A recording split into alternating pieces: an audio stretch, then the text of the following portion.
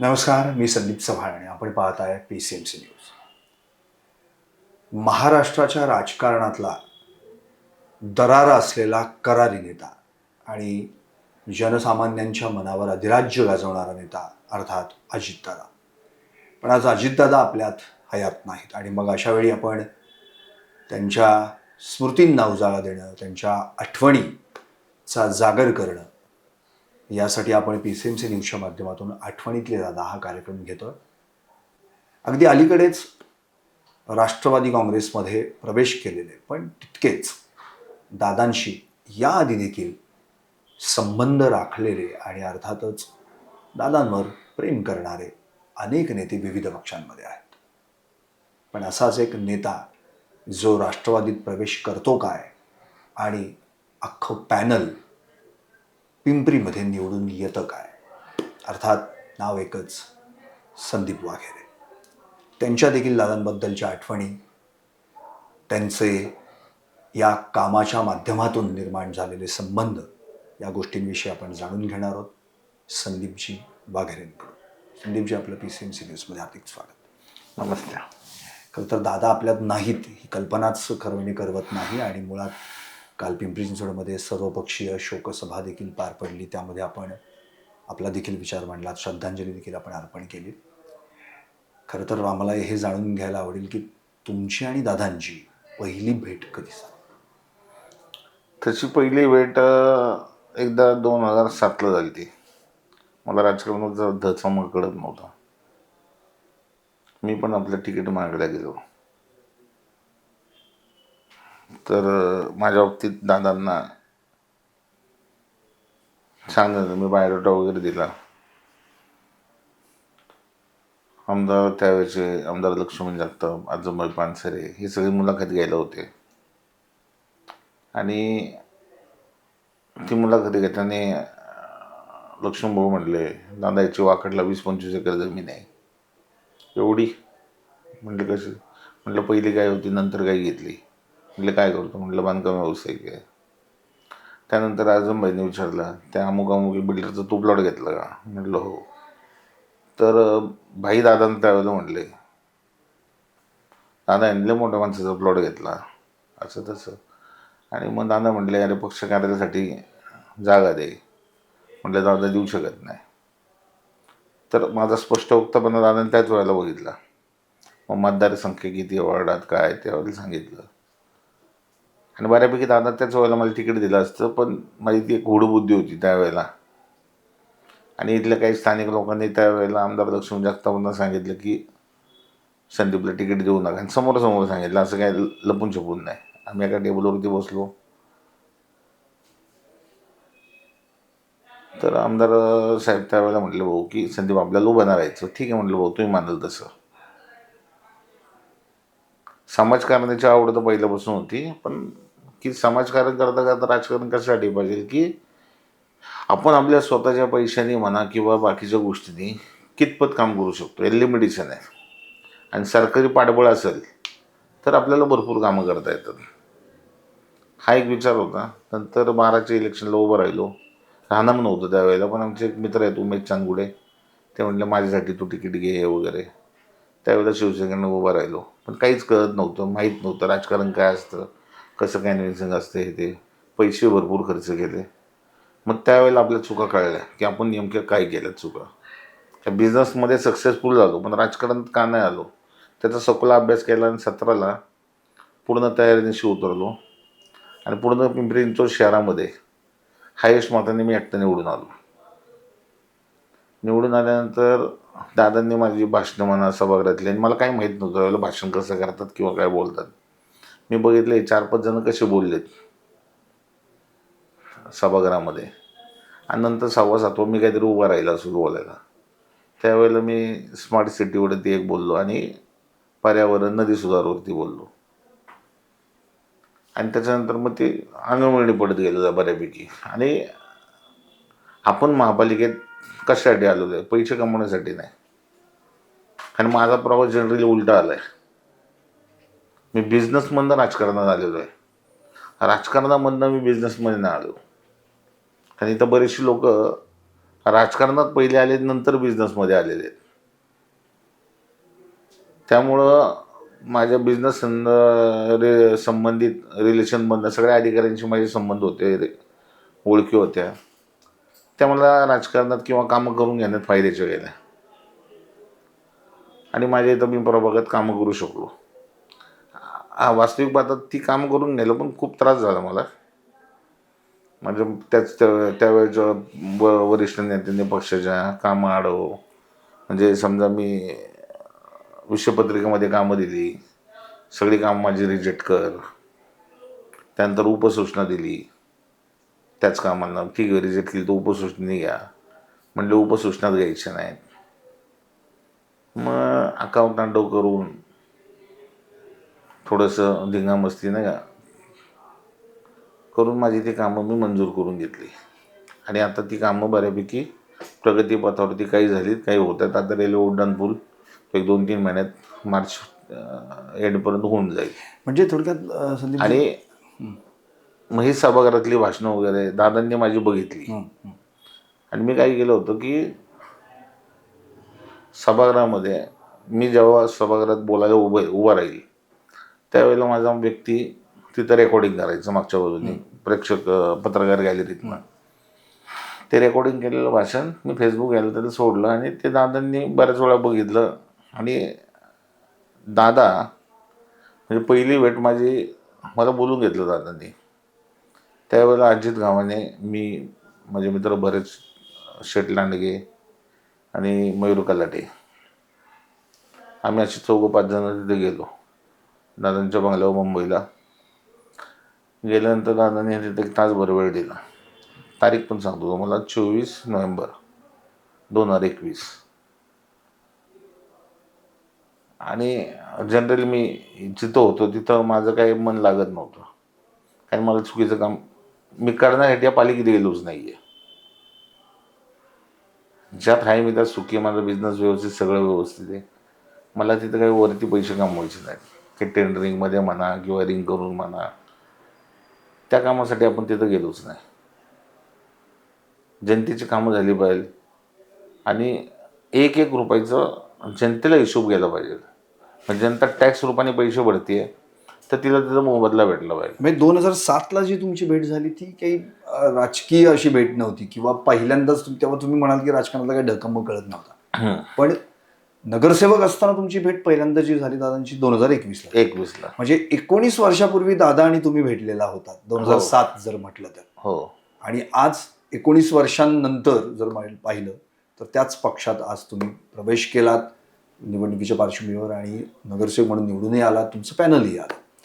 तर आता निवडून येणे म्हणजे प्रवेश ज्या दिवशी झाला तुमचा, तो नेमका कसा घडला, काय झालं? म्हणजे अगदी म्हणतो हार्ड अँड फास्ट प्रवेश झाला होता तुमचा? आत्तामध्ये अजित गावाने वगैरे यांनी प्रवेश केला परत, शरद पवार साहेबांच्या राष्ट्रवादीनं अजितदादांच्या राष्ट्रवादीने प्रवेश केला. त्या दिवशी मला त्या प्रवेशाच्या वेळी आमचे आमदार अण्णा बनसोडेंचा फोन आला की दादांना तुझ्याशी बोलायचं आहे. तर मी अण्णांना म्हटलं, अण्णा लगेच कशाला, आपण नंतर बोलू. तर मग परत दादा माझ्याशी बोलले त्याच वेळेला. तर दादांनी नाही म्हणू शकत नव्हतं, दादा येतो म्हटलं. मग अण्णांना मी 9:30-10च्या दरम्यान फोन केला. नाही म्हटलं मी सकाळी येतो 6:45ला, आपण जाऊ. ठीक आहे म्हटलं. मग 7:30ला आवरून आम्ही गेलो 8 वाजता. त्यावेळेला दादा म्हटले गाडीत बस, मला वेळ झाला आता, तुम्ही मी 7:30ला बोलवत होतं. तर म्हटलं ठीक आहे. वेळेचे दादा पक्के होते, वेळेचे पक्के होते. काय त्यांच्या डोक्यात कॅल्क्युलेशन असं 7:30ला बोलवलं, अर्धा तास ह्याच्या संग बोलू, 8 वाजता आपण आपलं निघू. तर मग गाडीत बसल्यावरती मग इकडे तिकडे विषय आले. म्हटलं प्रवेश कर. मी दादांना स्पष्ट बोललो, दादा माझ्याकडे कारण नाही आहे प्रवेश करायला. आणि म्हटलं माझा तो स्वभाव पण नाही आहे की एखाद्या संग अशी गद्दारी करून लगेच इकडे जा तिकडे जा, आणि काय झालं असेल तर मी येऊ शकेल ना. दादा म्हटले नाही, मी वाट बघतो तुझ्यासारखा माणूस मला माझ्या पक्षात पाहिजे. ठीक आहे दादा म्हटलं, विचार करून सांगतो. आणि नंतर मग मी आता ज्या पक्षात होतो पहिला तर तुम्ही माझ्या सगळ्या आमदारांना सांगितलं होतं की ठराविक व्यक्ती तुम्ही घेऊ नका, जर घेतलं तर मी पक्ष सोडेल. कारण ज्यांच्याबरोबर माझं कधी जमलंच नाही. तर ते मला सगळे म्हटले त्यावेळेला की नाही घेणार आम्ही. आणि 2 दिवसांनी त्यांना घेतलं गेलं. मी पोरांची मिटिंग बोलवली. 1800 पोरं सगळी आली, म्हणजे जे काही प्रेम करणारे मित्रपरिवार. मग त्या मिटिंगमध्ये वेगवेगळी मतांतर होती. मग दादांच्या पियांचा फोन आला, तुम्हाला बोलवलं आहे. मग पारदादांशी पण बोलणं झालं, तिथं घरी झालं पहिलं बोलणं. ते म्हटलं उद्या 12:30ला भेटू. पण माझं पण आता जायचं नाही जायचं असं चाललं होतं. मग परत 2च्या दरम्यान परत फोन आला, तुम्ही येणार होते काय आलं. म्हटलं अर्धा तासात येतो. मग गेल्यानंतर दादांचा अख्खा रूम भरलेली होती लोकांनी. दादांनी खाली करून घेतले, म्हणले मला संदीप बरोबर बोलायचं आहे. मग तिथं पक्षाच्या पदाधिकारी नाना काटे, मी आणि दादा 3घच जण 1 तास वेळ दिला. सविस्तर बोलणं झालं.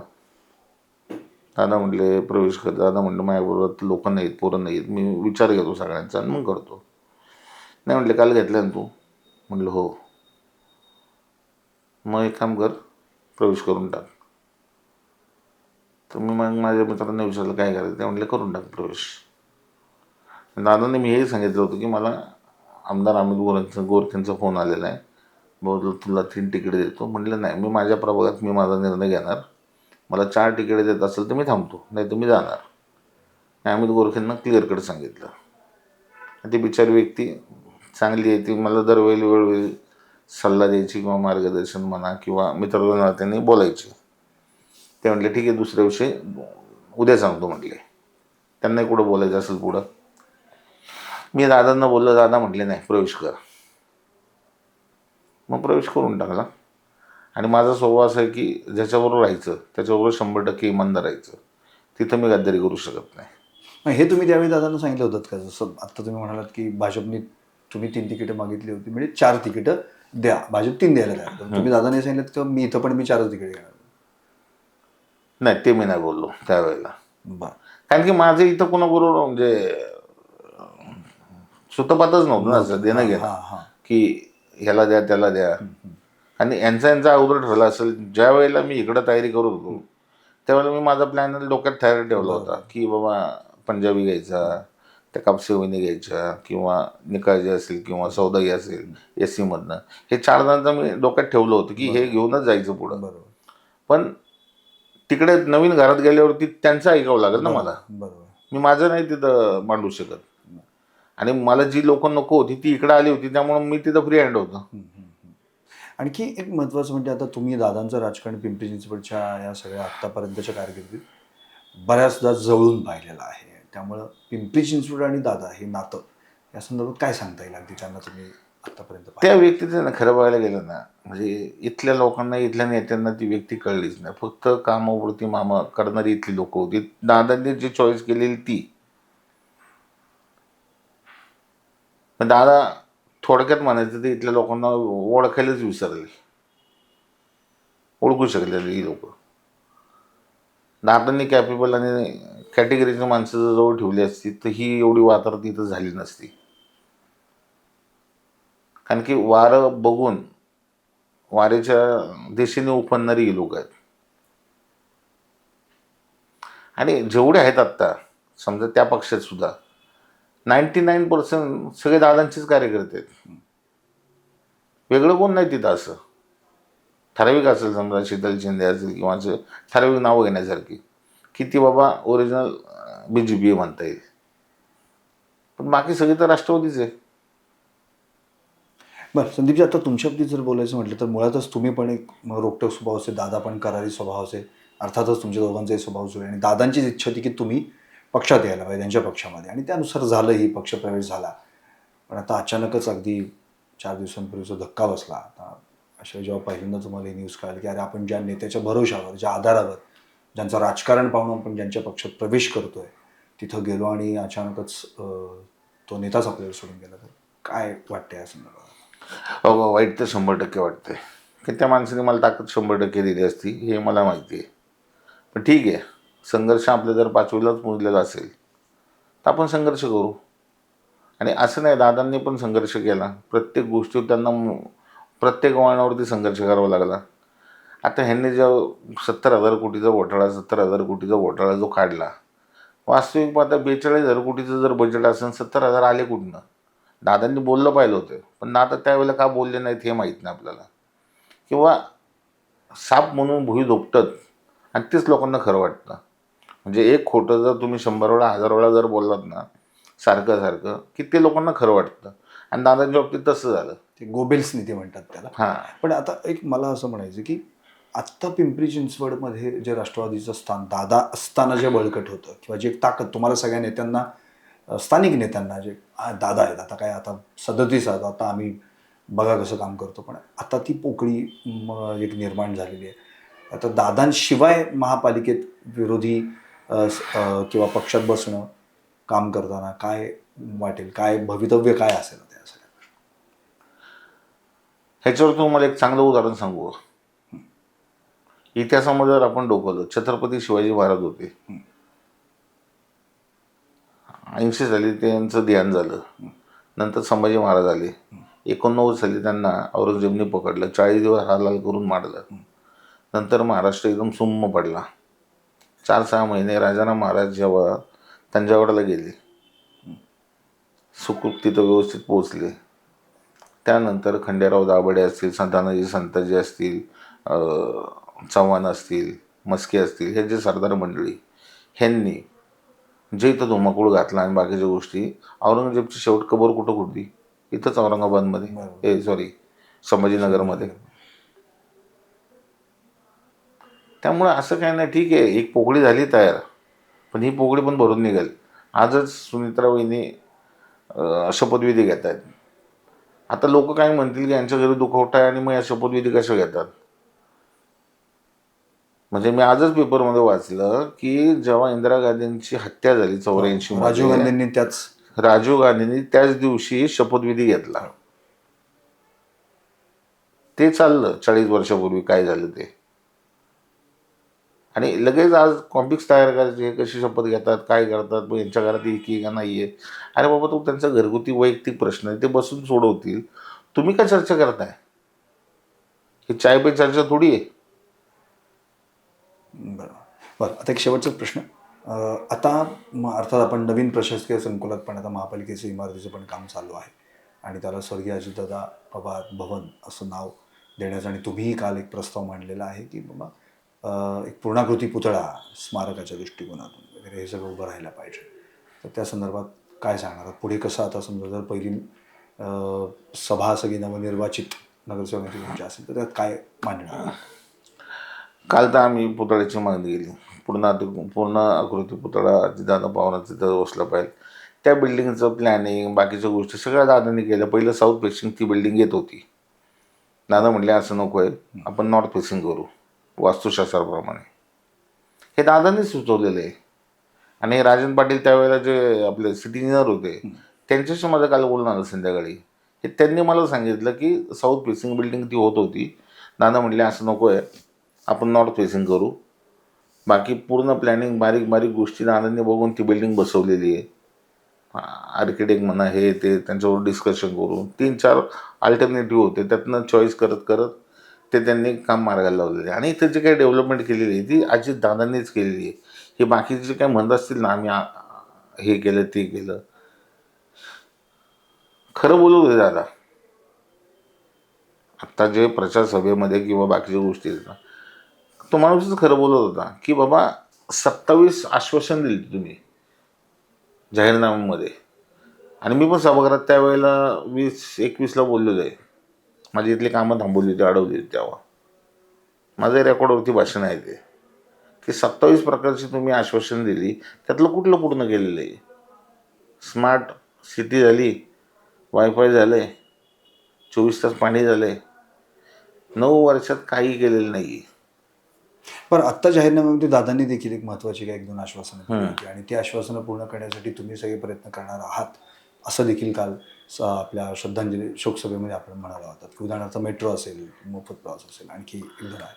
तर त्या संदर्भात काही आता तुम्ही खरंच तसा प्रस्ताव सगळ्यांना? आता ह्या महापालिकेचं बजेट आहे 10,000 कोटीचं. ह्यातनं 2% जर आपण तरतूद केली तर पूर्ण मेट्रो PMPL हे फ्री होऊ शकतं.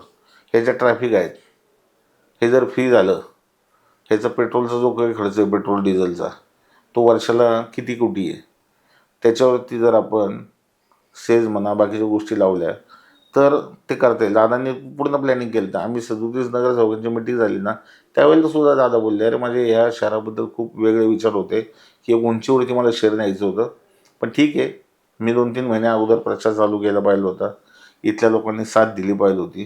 ती खंत आहे दादाला होतीच, म्हणजे गेले तेव्हा पण ती खंतच होती त्यांना की बाबा आपण ज्यांना मोठं केलंय त्या लोकांनी आपल्याला ती साथ नाही दिली की बोलायला पाहिजे बाकीच्या गोष्टी करायला पाहिजे. दादा म्हणजे जाहीरपणे बोलायचे की असं नव्हतं. आणि तर माणसाचं एक होतं की पोटात ओढत असं काही नव्हतं, जे पोटात आहे तेच ओढत आहे. आणि काल पण मी तेच बोललो तिथं. अगदी बरोबर. सो दादांची जी काही इच्छा आहे किंवा ज्यांची जी आश्वासन आहे किंवा पिंपरी चिंचवड विकसित पिंपरी चिंचवड असं जे दादांचं स्वप्न होतं ते पूर्ण करण्यासाठी आपण निश्चितच सगळे यापुढे ती लावून जाणार 100% त्या काही दुमत ठेवू नका. जे दादांची स्वप्न होती की बाबा पिंपरी चिंचवडला पाणी पूर्ण क्षमतेने भेटलं पाहिजे, त्या दिवशी आमचा विषय झाला की मुळशी धरणाचं पाणी आहे. ते म्हटले की पुणे आणि पिंपरी चिंचवडला ते धरण माझ्या डोक्यात आहे की 15 TMC आपण धरण घ्यायचं, 7.5 TMC पुण्याला, 7.5 TMC पिंपरी चिंचवडला आहे. मग ते येणाऱ्या 50 वर्ष विचार करून चालणारे ते व्यक्तिमत्व होतं. नक्कीच संदीपजी, आपण दादांबद्दलच्या आठवणी जागवल्यात. एकंदरीत त्यांच्या विचारांचा प्रभाव तर तुमच्यावर आहेच. मुळात त्यांनी दिलेली आश्वासनं आणि त्यांची स्वप्नपूर्तीसाठी आपण निश्चितच विरोधी बाकांवर असलात तरी तितक्याच ताकदीनं प्रयत्न कराल असा विश्वास आम्ही बाळगतो. आणि अर्थात अजितदादा या व्यक्तिमत्वाविषयी कुणालाही विचारा, अगदी सर्वसामान्य माणसाला विचारलं काय आणि नेते मंडळींना सगळेच भरभरून बोलू शकतात, कारण की प्रत्येकाला ते आपले वाटायचे आणि आजही ते आपलेच आहेत अशीच भावना घेऊन महाराष्ट्रातली जनता निश्चितपणे यापुढे वाटचाल करेल याबद्दल शंका नाही. पाहत रहा आठवणीतले दादा, PCMC न्यूज चॅनेल पिंपरी चिंचवडकरांचं.